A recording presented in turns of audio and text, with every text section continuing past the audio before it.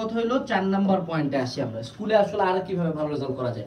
স্কুলে ভালো রেজাল্ট করার আরেকটা উপায় হলো গিয়া আমাদের এক্সাম বেশি দেওয়া আর রেগুলারিটি।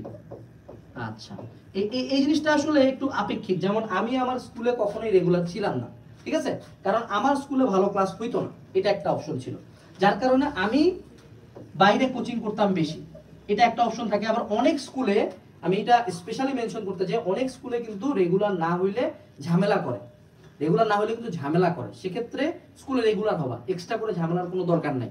এটা হলো 1 নাম্বার পয়েন্ট। 2 নাম্বার এক্সামের পার্টটা কেন বললাম, দেখো আমরা কি করি বাঙালি, আমরা অনেক ক্লাস করি, কিন্তু অনেক ক্লাস করি, ফ্রি ক্লাস, হ্যান ত্যান, অনেক ক্লাস আর ক্লাস।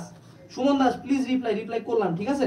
তো এই যে দেখো অনেক ক্লাস আমরা করি, কিন্তু এত ক্লাস করার পর আসলে আলটিমেটলি লাভ কি হয়?